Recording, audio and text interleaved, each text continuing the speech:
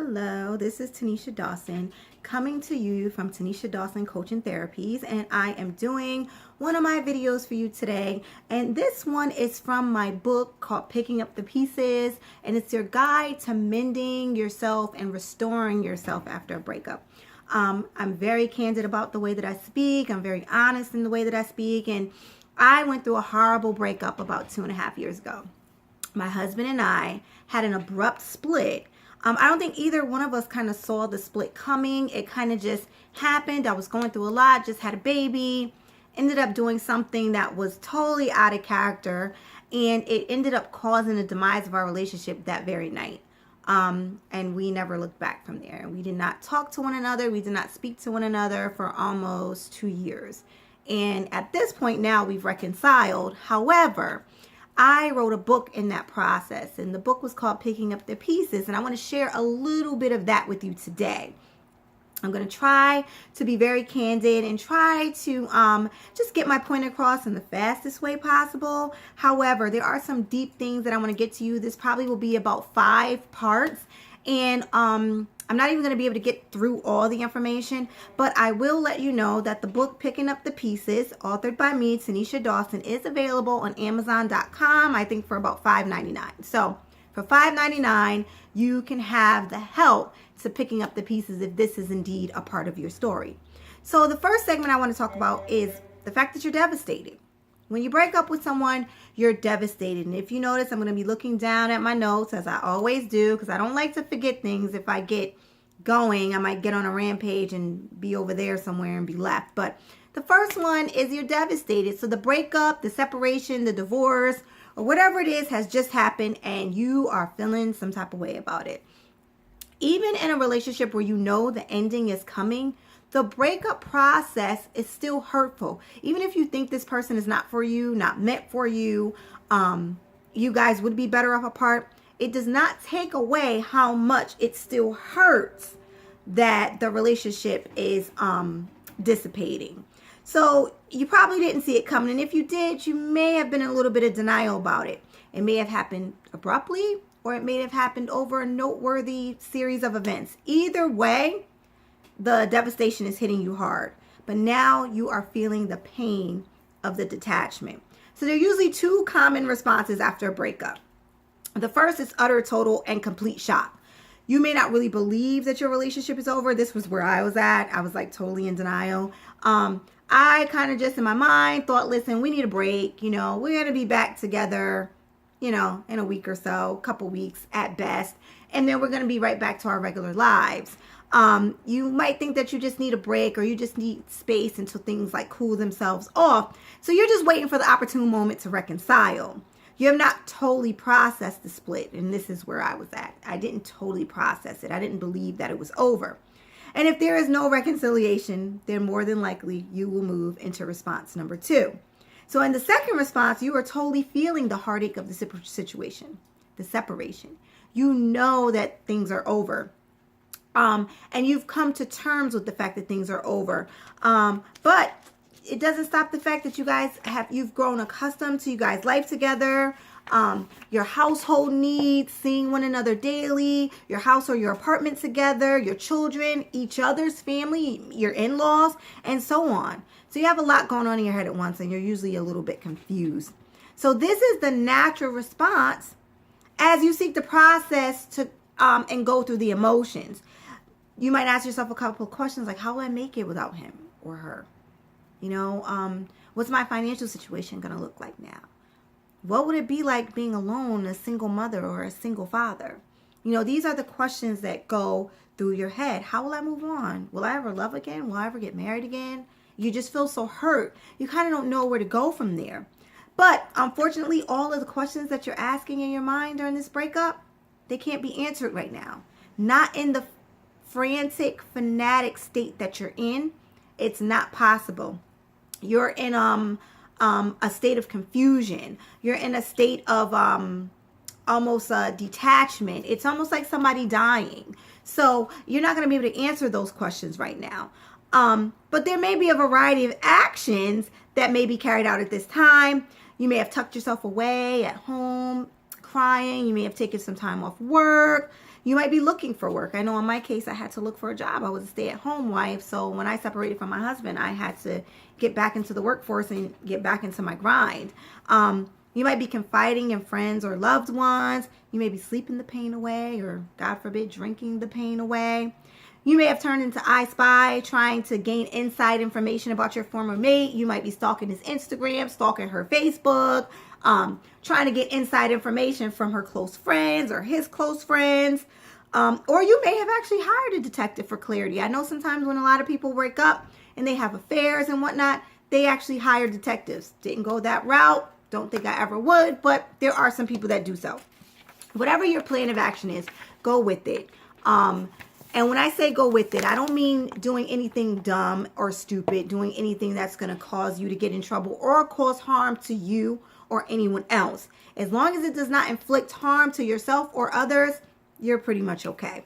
The goal here, though, is to totally process your feelings. Don't cover them up and don't deny them. It is okay to feel. It's okay to be angry. It's okay to be sad. It's okay to be distraught. These are all okay. Sometimes along the line, we get ourselves caught up and we're like, oh, well, I'm supposed to stay strong and I'm supposed to not care. That's unrealistic. You've built a life with this person, and it is okay to feel sad or to feel upset or disappointed at the fact that your relationship did not make it. Don't deny or suppress your authentic feelings. I found that when you try to deny or suppress your authentic feelings, they end up showing up in another way at another time when you least expect it. So that's not what you want to do. You have to feel and you have to process the feelings. You might undoubtedly find yourself in your next relationship unconsciously replaying old hurts.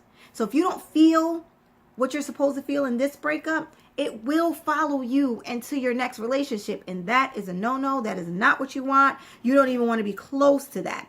You want to be healed by the time that you enter into your new relationship. And this book is going to help you do that. The key point that I would like to drive home here is allow yourself to feel and process the feelings. They are yours and they are valid. So in your desperate attempt to hide them and just trudge forward in a desperate attempt to feel, to appear strong, your repressed feelings are going to seek to make themselves known in one way or another. Normally, when you carry repressed feelings, they turn into emotional baggage. And emotional baggage follows you from one situation to the next. And that is not what you want here, because everyone is not willing to help you unpack your bags. And actually, it's not their role. It's your role to unpack your bags. You know, I see a lot of things on Facebook that say, you know, everybody comes with bags. Just find someone that was willing to help you unpack. I don't agree with that. When I go on vacation, my husband doesn't help me unpack my luggage.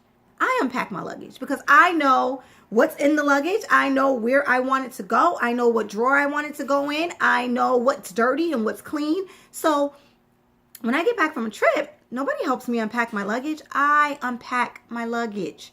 So you don't want to put the burden of unpacking your emotional baggage on the shoulders of another. It's unfair and it should not be done. Wounds that are covered do not heal well. So if you try to cover it up, odds are it's not going to heal, and you're going to end up bringing that hurt or emotional baggage or disappointment into your next relationship. What I would like to express of extreme importance is acting out emotionally will usually not get you very far in your healing process. You'll want to refrain from acting out violently, resorting to name calling, belittling the other party to others. You know what we do? We get breaking up and then we tell people, we're like, you know what? And he was no good anyway, and he was good for nothing. And let me tell you, he didn't even come pick up the kids this weekend when he was supposed to pick them up. And this is what I mean. It's probably that new girlfriend that he got that's telling him not to pick up. Listen, it makes no sense. It doesn't help you and it doesn't help him. So don't belittle the other party to others. You know, oh yeah, she moved on. You know, I seen her, she was out with another guy. Doesn't matter. Leave it alone. Don't resort to stalker-like behavior. Do not start stalking Facebook, Instagram, stalking him or her physically. That's illegal, but you don't want to resort to that.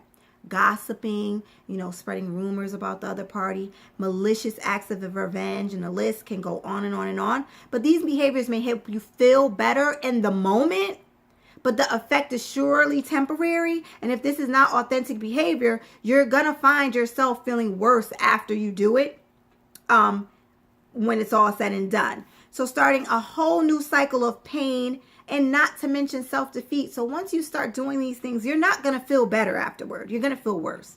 So just stay away from it.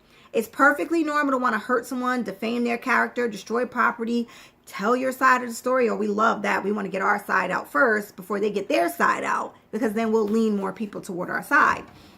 You know, we want to paint ourselves as the victim, sway the children to, you know, one side or the next, manipulate family and in-laws to support or convince reconciliation. You ever know that? You know, women, they'll go to the husband's mother and, you know, I just feel like I'm such a good woman for him. And if only someone would just talk to him and just tell. Yeah, let it go. Let the process play out. And these might seem like typical responses to your heartache and pain, but the results will not be good. I can assure you that. And they will absolutely not help you and your loved one reconcile. When they find out you're stalking them, when they find out that you're gossiping about them, when they find out that you're showing up at their doorstep or just trying to start little fights and tit for tat with the kids, although you might be doing it for attention subconsciously, this is not going to help you reconcile. As a matter of fact, your tactics may backfire. And these emotionally charged, reckless behaviors will only assist in prolonging the pain that you're already experiencing. So shut it down. Just stop it. True healing comes from experiencing the pain, processing the pain, moving through the pain until the emotional wound has mended. And this is going to take time. I know when me and my husband split up, I didn't do any of that.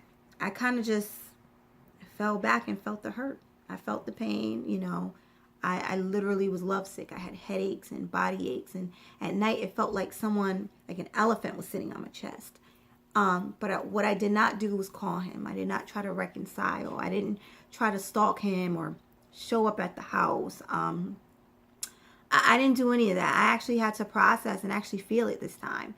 But I cannot tell you how tremendously that helps my growth process by just allowing myself to feel it. And not trying to deny the feelings, not trying to act like, well, I don't care because we weren't doing well anyway. Or, you know, I just had a baby and none of it mattered. None of it matters. All that matters is healing you so that you may move forward. Don't get stuck in your past. So I'm going to offer you a few tips to assist you in your healing process during this emotional time. But we're going to do that in part 2 because I don't want our tape to run out. Thank you so much. Again, this is Tanisha Dawson from Tanisha Dawson Coaching Therapies. And this was Picking Up the Pieces, your guide to mending yourself after a breakup. Thank you so much for watching. And you can reach me at TanishaDawson.com.